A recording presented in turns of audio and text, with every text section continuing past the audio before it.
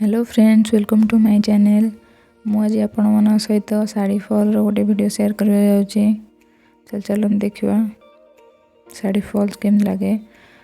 मोटे मुँह सिलाई करनी, मुँह सिलाई करने भी पर गोटे इंच जीव से 11 इंच नौ 11 इंच गोटे चिन्ह ने ना तो 10 इंच साड़ी मुँह सिलाई कर 10 इंच मार्क देवे। मार्क देला मैचिंग फॉल नवा निहाती दरकार, भल लगे ना शाढ़ीर जो अच्छी बॉर्डरटा से कलर मैचिंग कर नेबे। प्रथम फॉल्टा को गोटे फोल्ड कर भांगी नेबे। भांगी नवा परे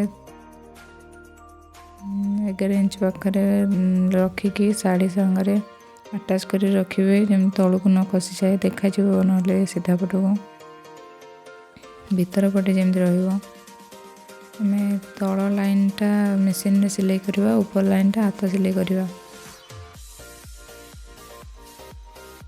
साड़ी सांगे धरिकी करेंगे ना आगू को खसी गले तल उल्टा सीधा पटा देखा आमर फॉल्टा।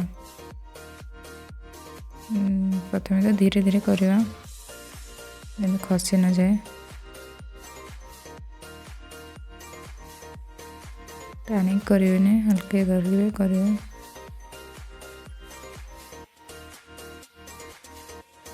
तापर समान करके आपण सिलाई करने जाए।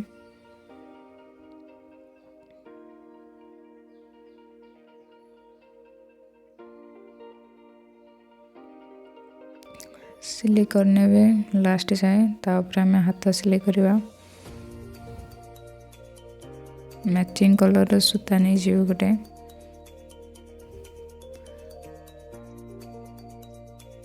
प्रथम आम शाढ़ी छुंचीटा लगे फॉल रे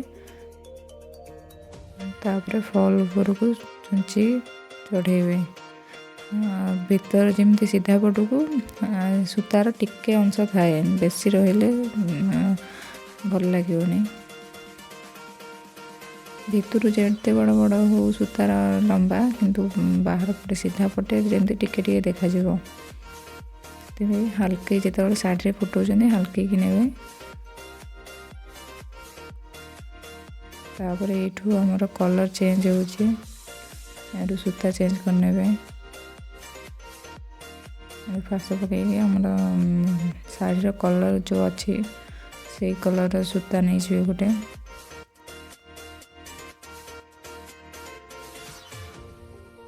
ये गंठी देगी काटिदेवे।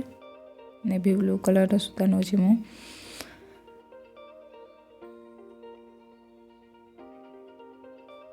मैचिंग कलर सूता नवा नहीं दरकार, भल लगे शाढ़ी रे।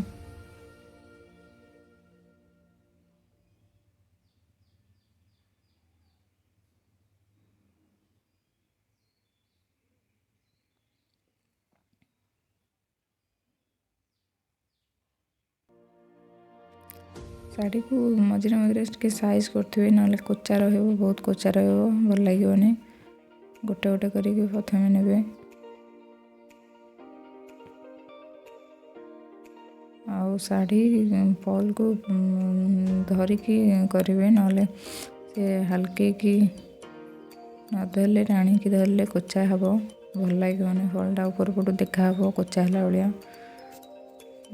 आस्ते आस्ते गोटे गोटे कर नहीं नुआ शिखुवे जे 2-3टा फोड़ एकाथरे मारे। जो मैंने प्राक्टिस हो गलानी से 2-3 फोड़ एकाथरे मार दिखती। गोटे गोटे कर नेबे।